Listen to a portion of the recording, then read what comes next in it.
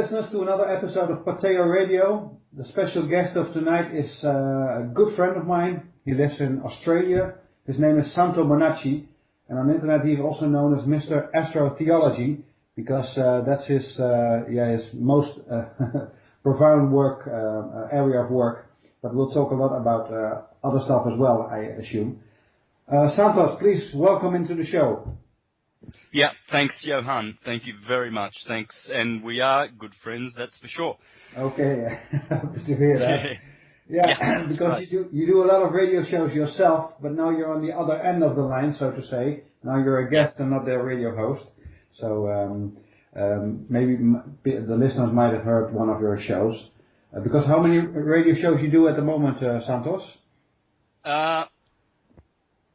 Well, I've got 2 in English, American Freedom Radio, and I've got a Spanish hour on Friday. Okay. And we do a Skype pre-record every week or twice with the Italians.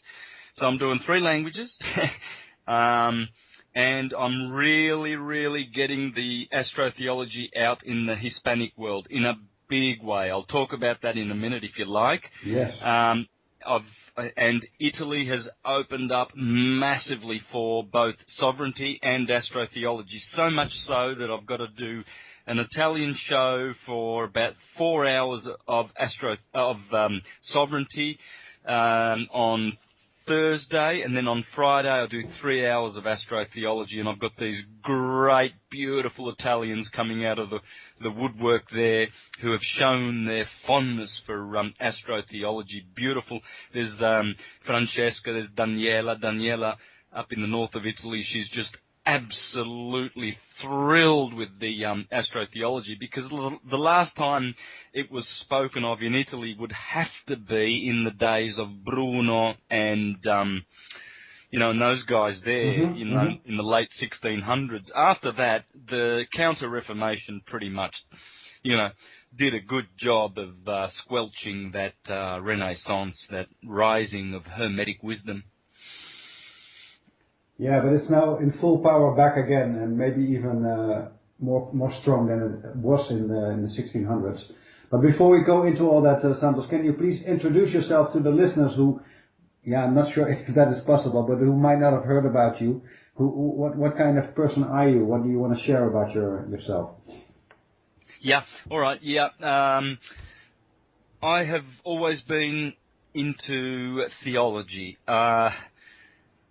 In one way or another. I grew up going to Jehovah's Witness meetings, and then I rebelled as a teenager, and I did the usual fast cars, girls, Mary Jane, and all of those consciousness expanding things, because the music I was into was like Led Zeppelin, and Pink Floyd, and that kind of music that was available at that time that was really good for consciousness expansion, And so I went down that path, and then all of a sudden, at the age of 18, 19, something spiritual came back to me. It was never gone, but it was just that theological side of me that really seriously wanted to walk the path.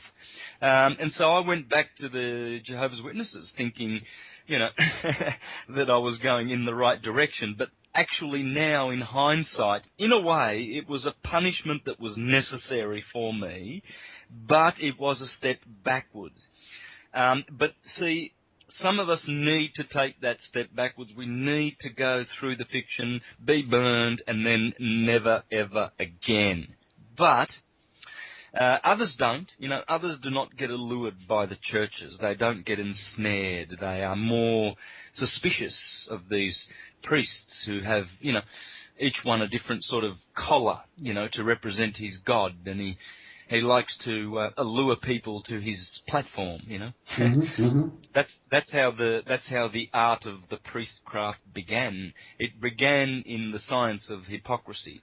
You see, back in the Greek days, you would go to the great amphitheatres in the Mediterranean to see the hypocrites.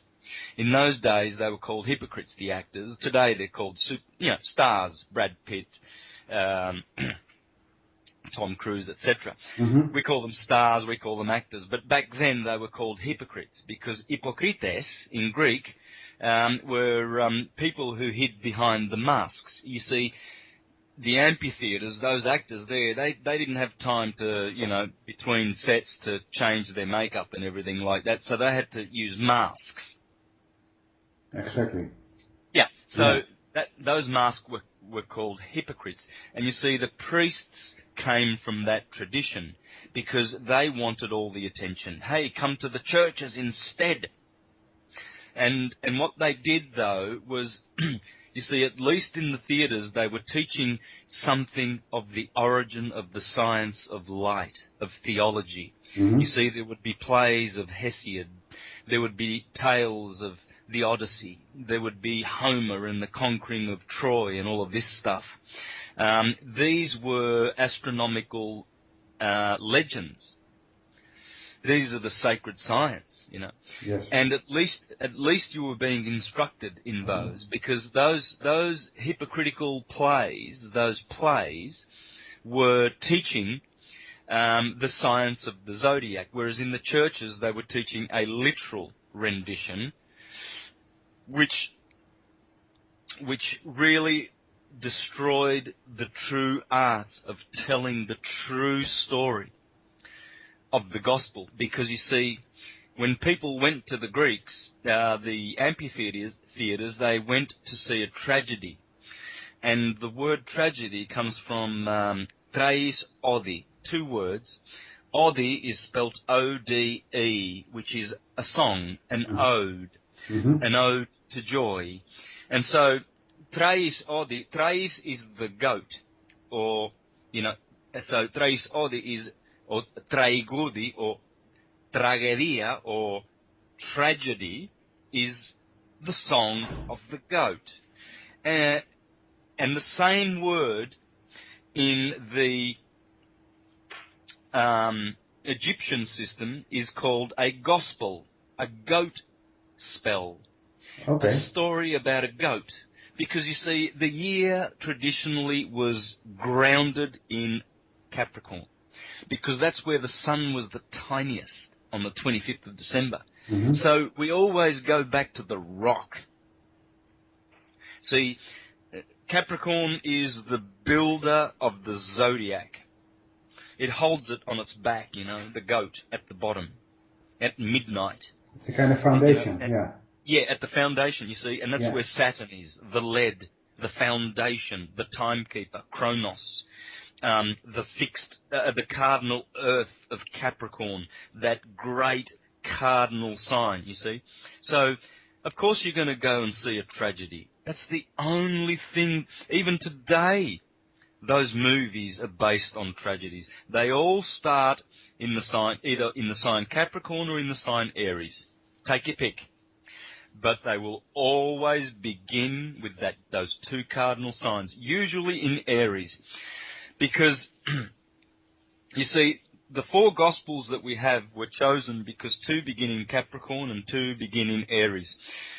St. Mark and St. Luke both begin in Capricorn with a baby Jesus in a manger. The manger is opposite Capricorn in Cancer, directly above at midnight on Christmas Eve. Therefore, the sun on its first day of its journey is born in a manger. And so, but Mark and John, see, Mark is also Mars. Yeah. So that begins, Mars, the Gospel of Mars, or Mark, begins with a fully grown Jesus. The first chapter opens with John the Baptist baptizing Jesus and declaring, "See the Lamb of God that takes away the sin of the world." Well, that's telling you that it's starting in Aries. It starts with the Lamb. All the Gospels do, all the stories do, all the presidents that have ever scripted the best speeches in history start at Aries, end at Pisces, if you want a perfect discourse. You cannot leave any of the elements out. You cannot leave any of the signs out. There are 4 elements in there. There's earth for solidity. There is fire for inspiration. There is air for mental and spiritual. There is water for emotional. You cannot leave those ingredients out of a discourse, and you can't leave the modalities out either. Cardinal, fixed, and mutable. Cardinal starts the thoughts, fixed declares the thoughts, and then mutable closes the thoughts, and then another thought begins. Everything does those 3 phases.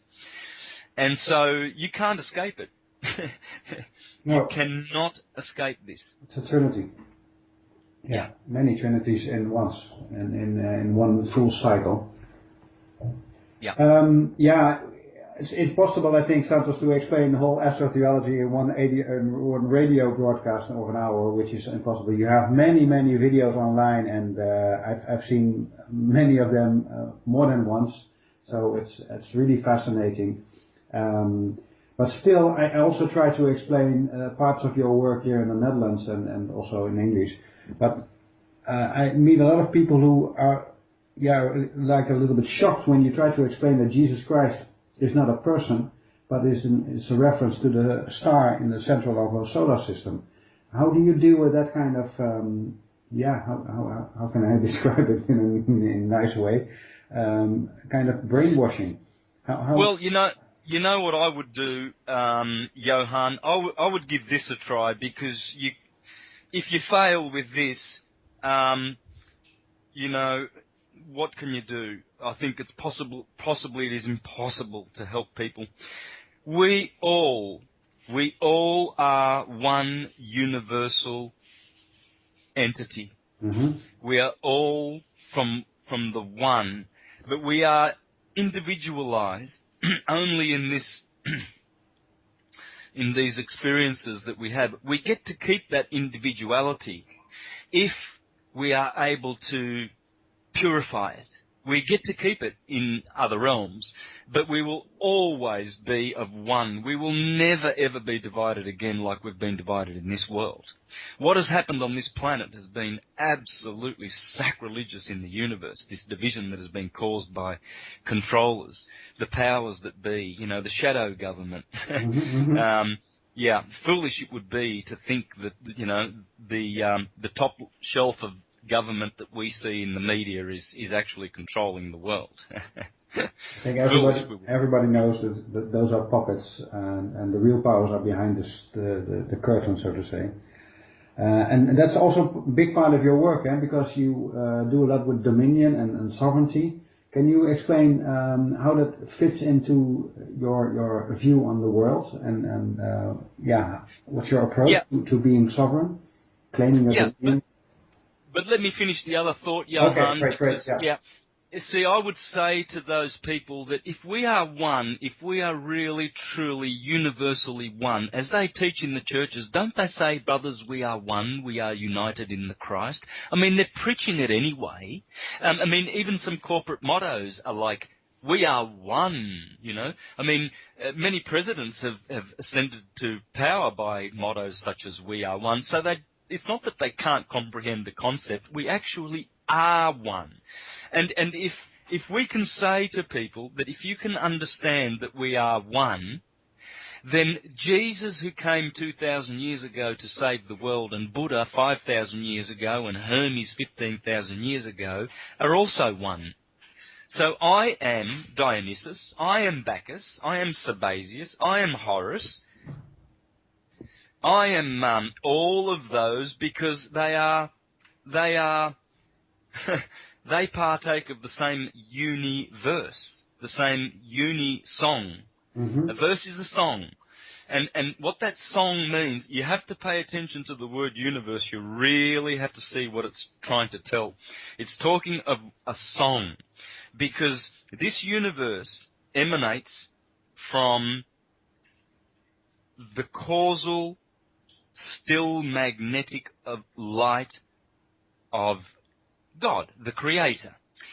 And it must return. See, when that light divides itself, now I know you understand all this, Johann, so, it's easy to comprehend, but if people can understand this, they will understand that we don't need a particular person to come to save us, because that person is in us. All stories, all mythologies, all those glorified stories, they are all stories of the one person, and it's us, the prodigal son, returning back to reinstate himself in his fullness of his godship.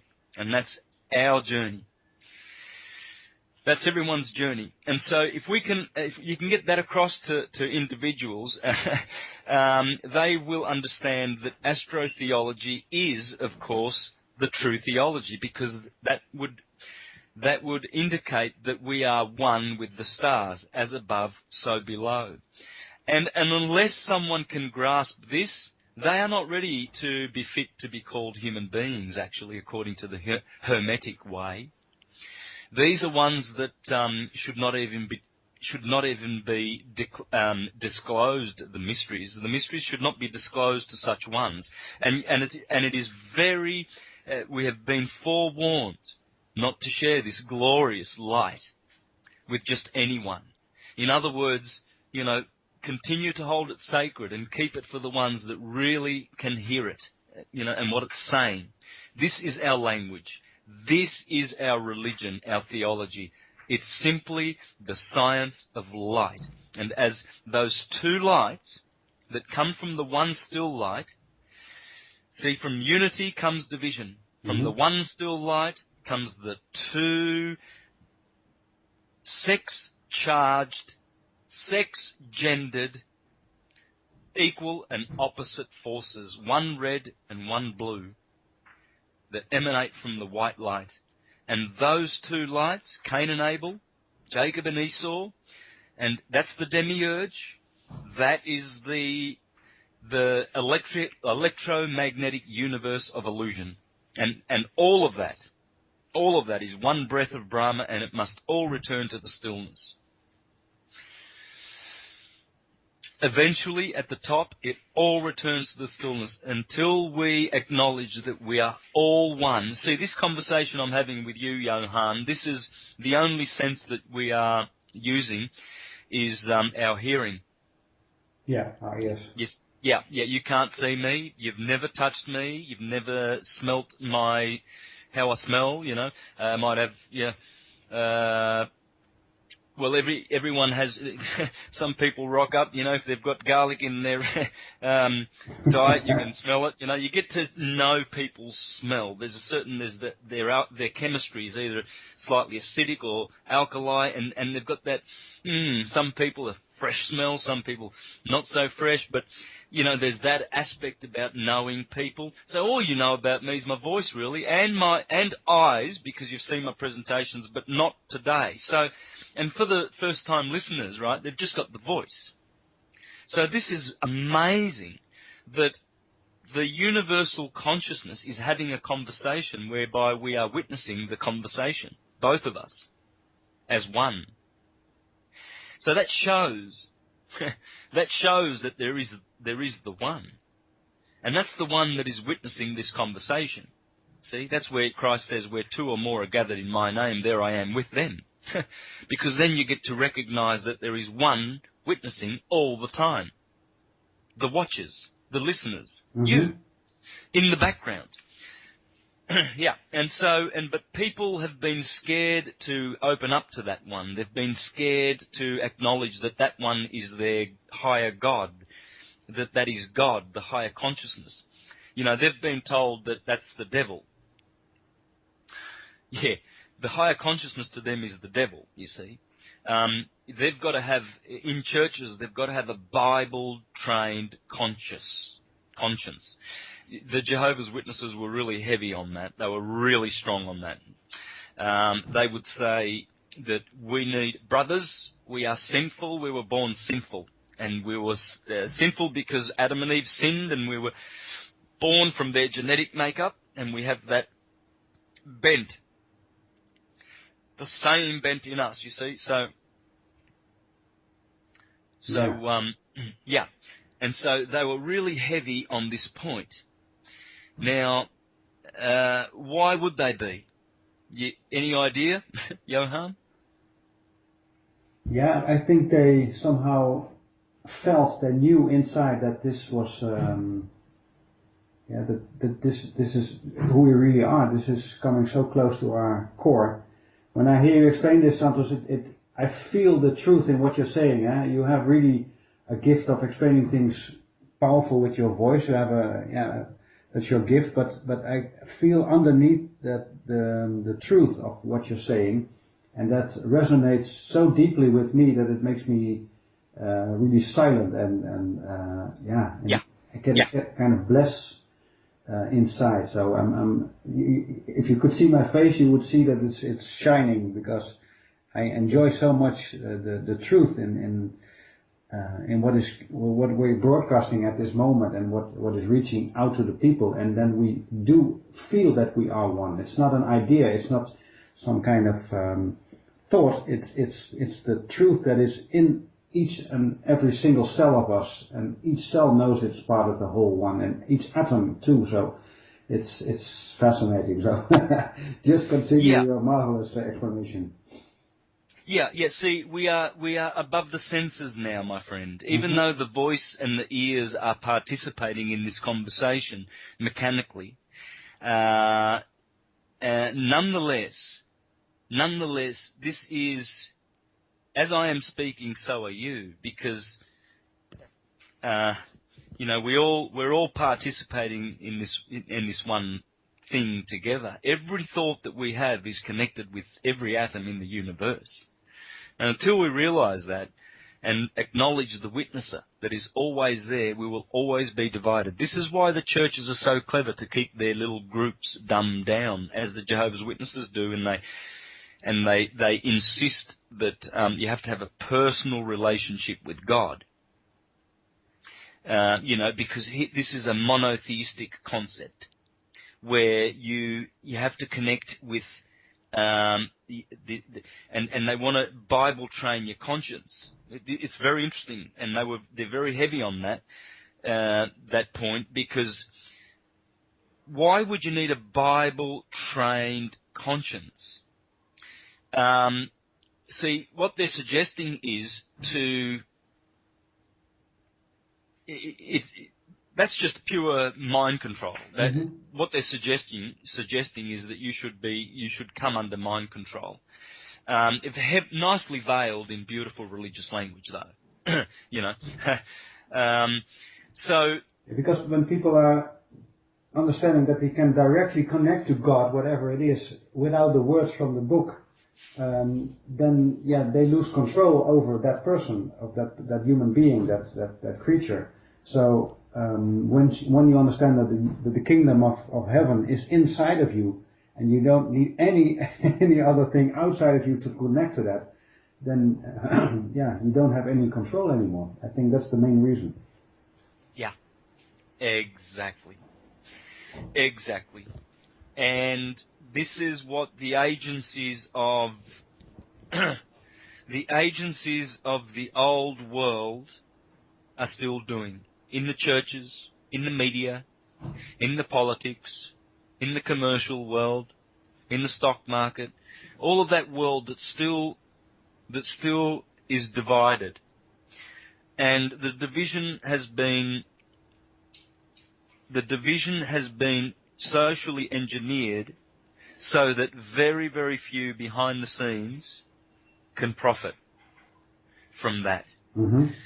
Yeah. So how sad it is. This is why it's a pleasure for me to get into, I get a lot of letters from people that were once Mormons and once Jehovah's Witnesses, hundreds of them, Johan, hundreds, from all denominations. And it's beautiful to see them awakening, and they love the astrotheology, they love the syncretism, and they understand it. And they realize now why there's been so much what you call cognitive dissonance when you go to church. Do you understand what cognitive dissonance is? I studied psychology, Yeah, so beautiful. Okay. I know everything. Good. Yeah. I was hoping because your English is amazing, mate. I sometimes hear that a little bit of Dutch accent, but I always am amazed how well you know all the terms in English. I know you know them in Dutch, but wow, man, one day, hats off to you, brother. You're really doing well, and you also, the way, when you talk, it's the same thing, I hear the truth because we're hearing something that is beyond the senses. Mm-hmm. It's very dangerous. As Walter Russell says, it's very dangerous to base all your opinions on what has been observed scientifically through the five senses. That's not knowing. That's opinion. That's theory. And that's what they base atomic theory and all of that on. And so it's a pleasure when I get letters from these people that tell me that they were once from the churches, and it's so clear and true that all of the theologies out there, all of them, they're all astrotheological. All the characters in there are the same characters, even in the nursery rhymes. All of them. And they all have to do with the subject of light. You see, so as the year, it's mostly based on the yearly and the daily cycle, because the day and the night mimic summer and winter. And so when the equinoxes happened, and that balance in the nature happened during the course of the year and the day at 6 a.m. and 6 p.m., on the equator, of course. Mm-hmm. When these balanced days came, they knew that it was either an increase of light or an increase of darkness. So the March 21st spring equinox was an increase of light. Beautiful. So everything white was cherished. The lamb, you see the wool of the lamb, Aries, mm-hmm. March the 21st. There he is in his beautiful, pure, white, virgin wool, and then the blossom of the trees, the white blossom in the fields of spring. And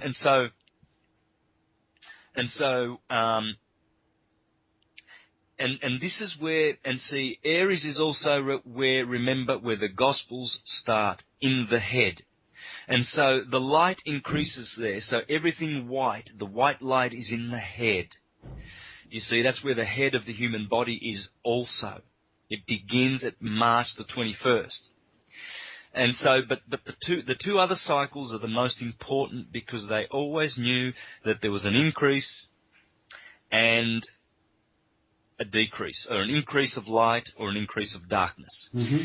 And they measured these, and they had the days, every day had a different degree of light, a different angle, so it had a different angels and angles, same thing. And so they measured these and they marked the holy days, the days that were tuned to special frequencies that would change the light and the atmosphere and the character and the nature. Aries produced fiery people. Taurus produced earthy people. Gemini produced airy people of the mental kind, you see, dominated by mind, thinking. Cancer, the emotions and water. And so every month had a different frequency and a different element and a different modality. And so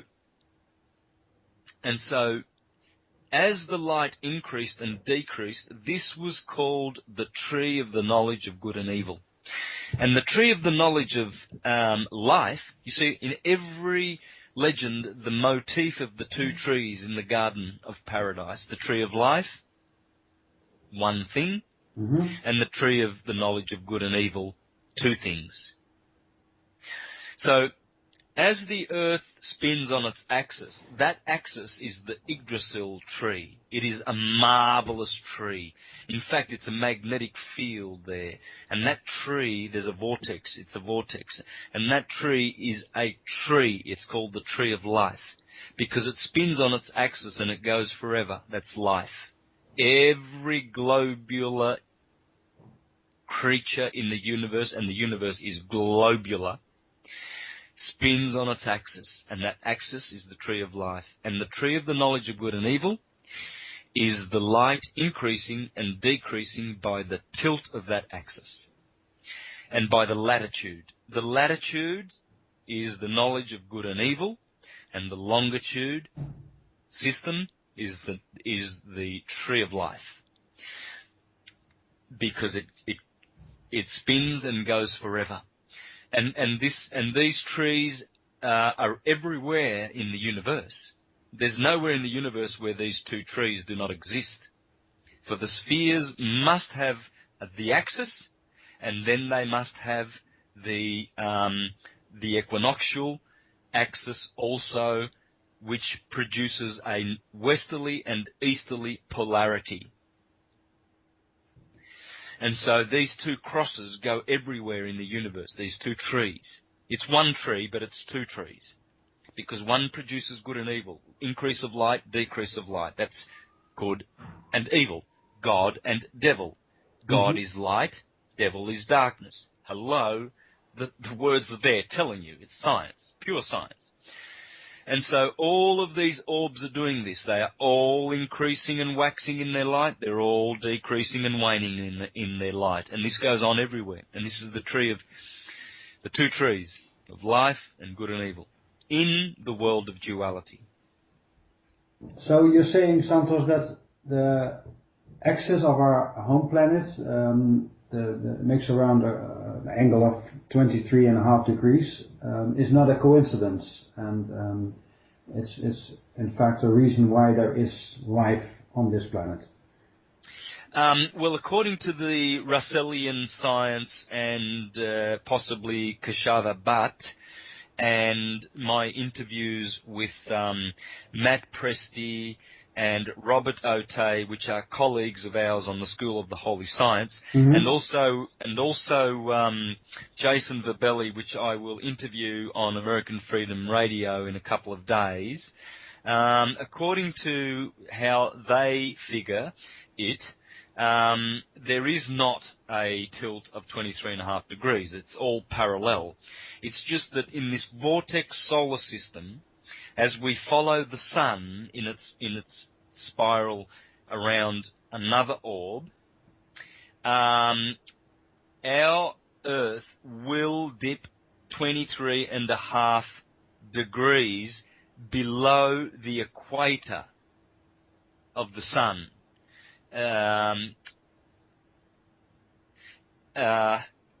Let me see how to explain this. Well, so what that will produce, so when the Earth is below the equator of the sun, the northern hemisphere obviously is going to have summer.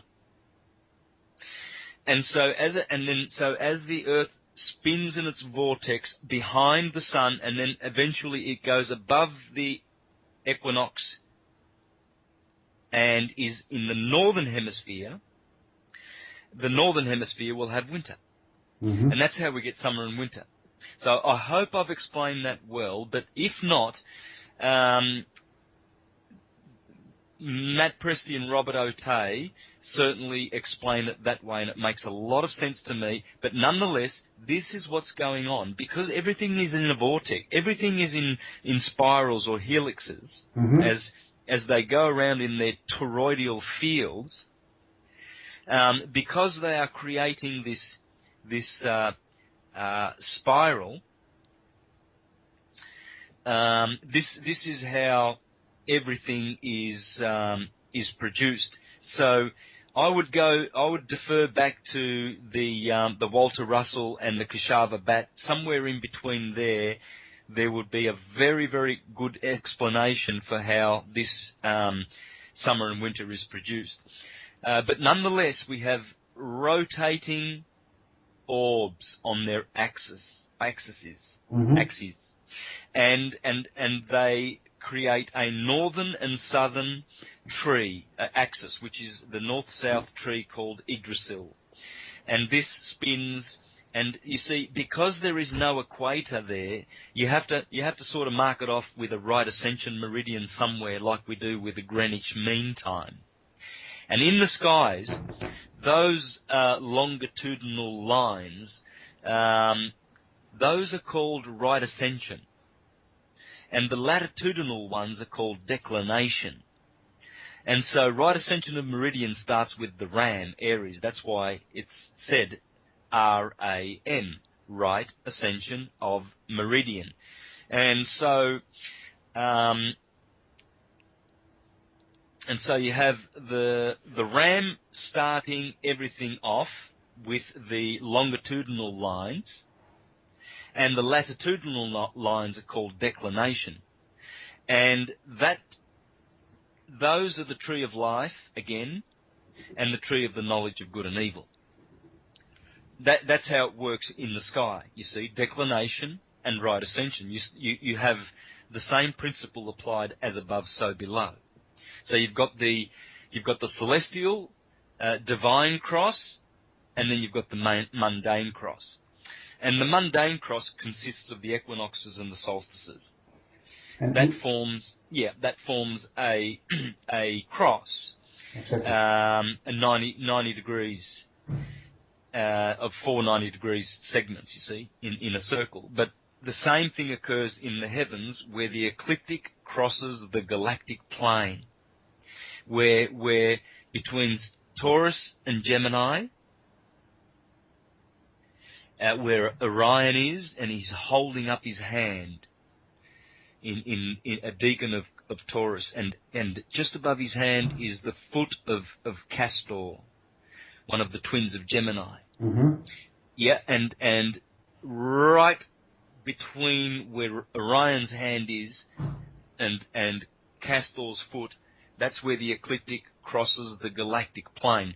And then exactly 100 degrees opposite, where Ophiuchus is just touching, with the tip of his toe is touching the other ecliptic, where it crosses the galactic plane.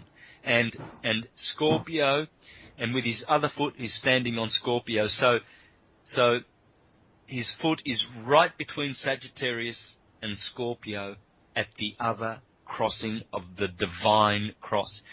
And we actually, the 8-spoked wheel, which consists of these two crosses, it's synchronized on the 21st of December 2012. And that's what now has changed the whole dynamics in the universe. Can you explain that a little bit more for the listeners, Santos? Because what has changed, and what do you feel of that, or what can you see? Yeah, what has changed is that the equinoctial and solstitial points are in constant migration. Mm-hmm. They are always moving.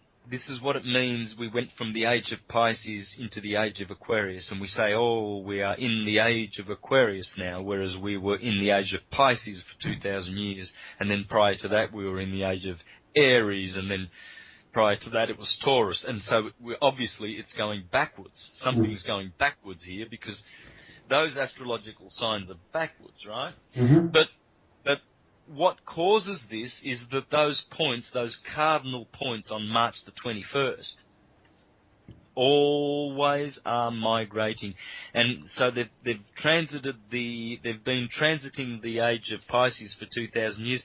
They have finally arrived at the first degrees of Aquarius. Now, how you know this is quite easy. It's really quite simple. All you've got to do is go out on March the 21st, which is coming up in a few weeks. Wake up at 6 o'clock in the morning on March the 21st and look at the eastern horizon as the sun is coming up. Just before sunset, yeah. Yeah, just before sunrise. Sunrise, sorry, yeah.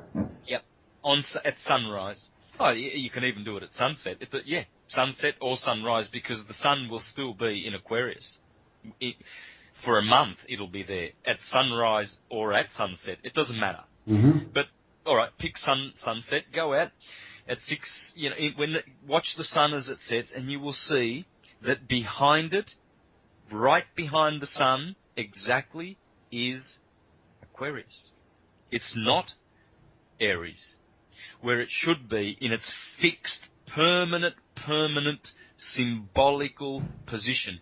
You see, we always say that when March the 21st comes, Aries begins. And it's never changed. But the stars upstairs have changed.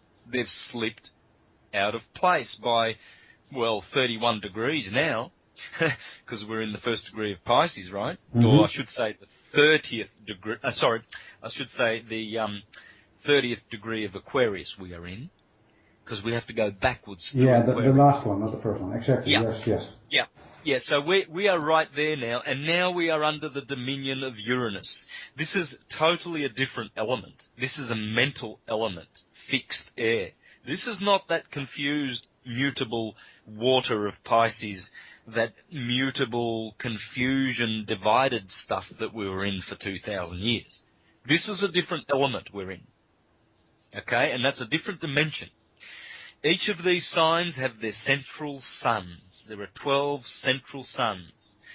In fact, there are probably 48, which make up the original 48 constellations, which are 48 parts of your body. As above, so below. And I will be making a documentary on this. I will have Adam Kadmon, the celestial being, and I will show how the human being is a microcosmic universe which mimics and is in microcosm to the macrocosm. Everything that you see out there, everything and anything you see out there is in there. Exactly, but we need some kind of visual aid, I think, Santos, to see that. But I'm so fascinated by how you show that you know so much about the stars and you can name them, and you know that in each constellation there are central stars, and it's so fascinating how you can connect that easily to bodily parts and explain it very convincingly. But I do think we need visual aids for that to bring that across. Yes. Yeah. Oh yes, you do. Yep. And another question related to that. I think the theme of Pisces is I believe, and the theme of Aquarius is I know. So in my understanding, it's also a transfer from believing to knowing, from every story that has been told to us and we believed it was true. The churches, the government, the universities, the healthcare professionals, they all told us their own stories and we believed them. But now we already have entered the age of Aquarius, and now we really want to know it for ourselves. We don't believe anymore the truth of other people, professional or non-professional, it doesn't matter. We want to know for ourselves. Is that something that resonates with you too? Yeah, absolutely. That's how it works. We're in the knowing realm now. Yes. Those signs are evolving us. The evolution comes from cause. It does not come from effect. This is where the Darwinians, of course, have got it wrong, where, everything was once just inert, unanimated, unconscious, unintelligent stuff, and then side effect came along. That's what the Darwinians say, yeah. Yeah, brilliant organisation and brilliant intelligence, wonderful, even in the animal kingdom. In all areas we see only intelligence, and yet that came from just accidental evolutionary mechanical bumps. So, our brother Darwin, Charles Darwin was, he had a lot of visionary foresight, and he, had a lot of great explanations for things. He really did think the whole thing out, but he just missed the fact, as Newton did, and a lot of others, that we still hail as heroes, but they are just consensus heroes. But they were really good at studying the world of effects through their senses. They totally omitted the cause. And Walter Russell exposed them and debunked them. He debunked Einstein, he debunked Newton many, many times over with pure, beautiful, logic and wisdom. Yeah, the logic is so striking, Santos. There's nothing you can say against it. It's so self-evident, and that's what I like so much. But still, I find it's very hard to even bring that kind of logic to people who are brainwashed and actually think that what Darwin has said, or Isaac Newton, or Albert Einstein, they are so brainwashed by the media that those were geniuses, which is not true. They within their own scope and their own limitations, they came up with good answers, I think. But they actually, what you said before, they missed the point that life is increasingly creating more and more complex, and it's going away from all the basic forces to something, which is incomprehensible with our own understanding of dead matter, so to say. There has to be some kind of living energy that brings everything to a higher state of being. But please continue. You can explain it much better than I can. Yeah, Johan, I think what happened originally when control mechanisms manifested on this earth was that they forced people in their various empires to learn in a linear, sequential, left brain manner. Mm-hmm. Because if they were to continue with the school of the right brain, simultaneous, non-linear way of knowing, cyclic, holistic, yes, then they would not have control over people.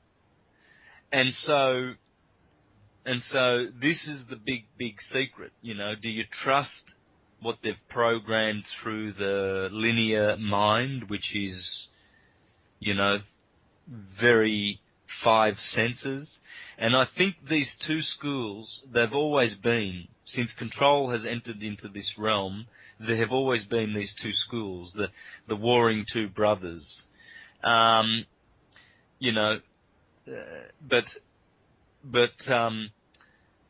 it's always been known that the ones who have been able to access the simultaneous right brain for their artistic prowess have been able to achieve great things. People like Leonardo da Vinci and Walter Russell and people like this. So the control system has really put in place a big educational establishment out there, and they really do force you, the citizens, and the free, or the we still have the illusion that we live in a free democracy or a free world or whatever people are deluded into thinking, but they do force education on society. Yes, and there's a reason for that. There's a great reason for that. Exactly. Yeah, because when a couple of my heroes, Victor Schauberger, for instance, or Nikola Tesla, all those geniuses never went to high education. They were not brainwashed with the academic theories from the universities, and they were able to see nature as it really is, and they were able to grasp the secrets. And so somehow there is something wrong with the universities, the way they want us to think of reality. So. Can you explain a little bit further on that, Santos? What can be the reason they want us to keep our minds in that kind of state based on the 5 senses? Because they are sick. The entities that are doing this have come from the unevolved chakra of the earth, or the chakra where the animal spirits are occupying. The earth has 7 chakras. The earth is a divine creature as we are. We are just mini logoses. There's just different levels of logoses. That's all there is. And so we've been created by a logos, a hierarchy of logoses. Simple as that. But we are also creators. We are also the Logos. Um, Because we are one, so that's very simple. You started with oneness, and now we're back to that. Because we are one, we are the same as the Logos with a capital L. We are maybe the small L's, but we have the same capacity to create our own reality. Yeah, and since they come from the dark satellite, which is that, see, Thomas Burgoyne teaches in The Light of Egypt that the dark satellite is now receding and going to apohelion, whereas it has been in perihelion for 2,000 years. And he also teaches that the ancients were aware of this chakra. They were aware of this satellite, and they called it the dark satellite. And these entities have been rejected from rising and ascending above the heaven guarded by the earth angel. The moon. The moon is the first heaven. The 7 heavens of conditioned consciousness above us. Mm-hmm. Yeah, and the moon, you can't just break into the moon's consciousness if you haven't done any evolution. And so when a human being in this illusion, in these bodies passes, when the body passes and the spirit there seeks to ascend, if it does not have the consciousness of the moon, it does not have the required vibration for ascension. So it needs to go to this chakra and await incarnation. And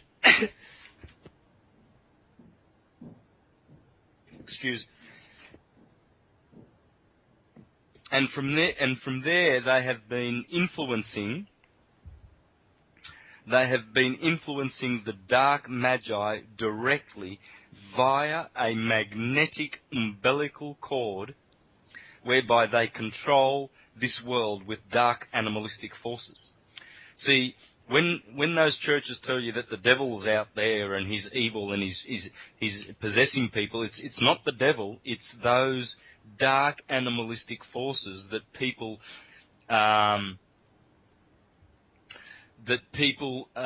allow to enter into their lives by creating demons, by creating evil thought forms and believing in those thought forms, idols. This is why the Bible says you must not have idols.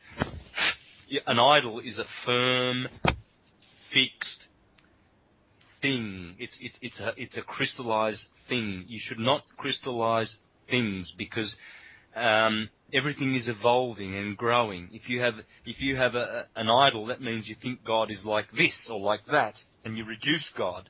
Yeah, exactly. You reduce this thing that is becoming. You feed it with your own energy, and that's why it creates. You change your reality more and more by doing so. Yeah, and some of these oppressive thoughts get heavier and heavier, and you see people buckle up and double. They have double arched back because they're heavy with these demons that they're carrying. They've created all these monsters of guilt and they've defrauded people, and they're living with scarred consciences, or who knows what they've done, but a lot of people go insane just by creating their own demons, but this all comes from the influence of the dark satellite, which is now receding and which will disappear. And the ancients forewarned us that through the golden age and the silver age, it would not be felt, whereas in the bronze and the iron age, we would feel the influence of these so-called demons. And what is a demon? A deity from the moon, because the moon bounces them back. Or you might call them monsters, moon stars. Either way, they always get rejected by the moon, just like Circe, with Ulysses' men. Same story, it's the church. It's the church turning people into swine, into animals, and therefore they keep these souls, and they've got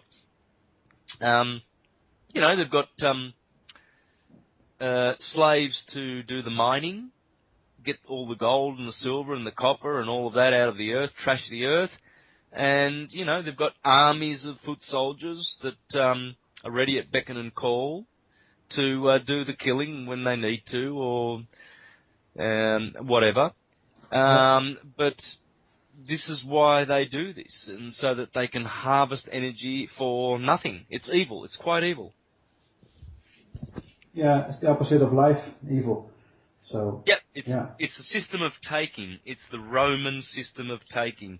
They would occupy countries to take. Tax and take. That's what tax is, isn't it? Take. Yeah, and you're not really fond of taxes, neither am I, Santos. That's why we claim the dominion, and we are sovereign beings. Yeah. Time is running out, and we've covered a lot of interesting stuff. This radio show is just for people to get know you a little bit better, Santos, because you have so much interesting things to share. For instance, you have now also a webinar on the schooloftheholyscience.org about syncretism. Maybe can you tell a little bit what you're doing in that webinar? Yeah. In there, what I'm teaching predominantly is syncretism, which to me is now tending to be mostly biblical astrology. I'm exposing all of the astrology that's in the Bible, and I am teaching astrology, practical astrology, medical astrology, so that you can learn how to read your chart and how all of this is interrelated. It's probably unbelievable to some people. They would just drop down dead and think, how can you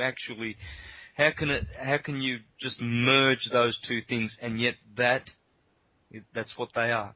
It's astrology. I'm teaching that to learn Hermetic Western biblical astrology, you can learn a great, great ancient divine science, the holiest of sciences, because it's pure. See, the Bible is a temple. When you go to Notre Dame, rest assured that a bunch of masons just didn't get together and build that temple. They had to conspire with astrologers, astronomers, geometers. They had to conspire with carpenters. My goodness, there were so many fields of science that had to go into that cathedral. The Bible is the same. It's not a literal book. The Bible is a book that has a whole level of biochemistry in it, where it shows you that your body is the Holy Land.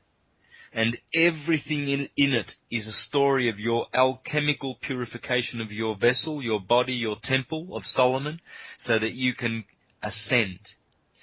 And then it's got a whole other level of astronomy in it, with all of the coordinates of the most important dates in history. You know, when you see any date in the Bible, rest assured that it is a precessional coordinate. It's not a literal year. It's above. All the coordinates, the Bible it's a coordinate system. And so all of those figures you see, all of them, why do they correspond with chemical and biochemical and physics? Because this reality that we have on all levels, all the numbers you see, all of them, are precessional numbers. Atomically, physically, chemically, biblically, all of the numbers you see, all of them, they all harmonize, they syncretically, all of them correspond on different levels, all of them. The numbers in the Bible, like 12 that turn up, 72, 156, a Trinity, 4 is prominent in the Bible. These are all precessional numbers. Yeah, they're all referring to the precessional cycle and the impact it has on our consciousness. Which is everything. Everything, exactly. Precession affects everything. Exactly. There is nothing that escapes it. It is our reality. All of the numbers of it. Yeah. Wow. Really fascinating. I will put all the links under this broadcast, Santos, to your YouTube channel, to your website, to your webinar at the School of the Holy Science. So anyone who is interested in this, they can just click on it and find much more information. The coming years, to conclude this radio broadcast, what do you expect for this year to happen? Because we are now in a big transition. Many people were excited about 2012. They thought something big would happen. I think something did happen big, but not in the five senses world, but in the other world. But what do you expect for this year? Have anything to comment on that? Oh yeah, March is going to be great for ascending souls. Okay. And what I mean by that is not necessarily, a rapture style, but people waking up to different levels. We will have our exponential curve. We will grow. Others will reach up to our level. And then others yet again will go from, say, human animal to human being, and the human being goes up to the Jew or to the hero stage, and then the Jew ascends to angel, and then angel to, there's many, many chakras above the head, my brother. Yeah. It's a long way back. The road is beautiful. It's beautiful, but we must be in unity talk and get out of duality talk, you see. Yes. And that's what we're doing right now. Everything we have discussed tonight is unity talk. Great. That was a perfect word to end with. A lot of people I know are still in the duality. They try to fight the system and they try to convince people that they are wrong, but that's not the way forward, I think. It's unity, it's connecting, it's diving into the ocean of universal stillness, of light, and understand how duality is just a result from that. But we should not stick at that level. Great. Yep. It was marvelous to hear you explain all this. I hope the listeners were able to follow what you were saying. If not, then they will hopefully get very interested in knowing what everything is all about. So thank you very much, Santos, for being my guest, and I'm sure we'll do a lot of stuff, and I really look forward to meet you in person one day, because that has to be done. I think it's very, very important for me to also smell you and touch you and give you a great hug.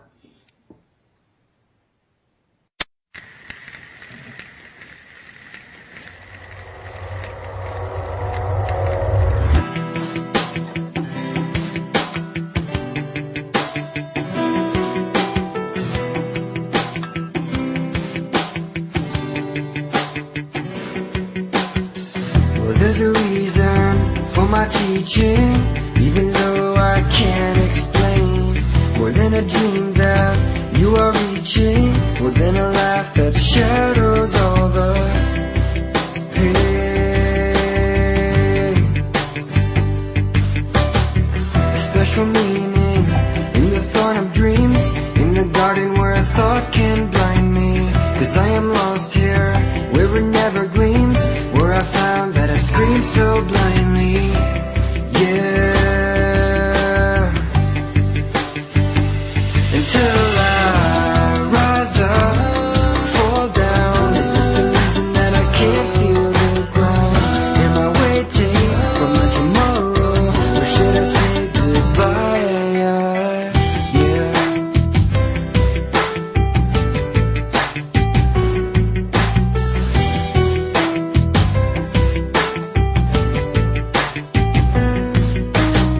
Well, am I walking with a purpose?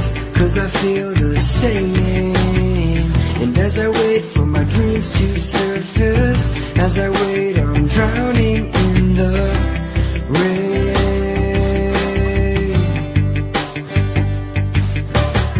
Just when I thought that it was over, I lost my grip and I hit the wall.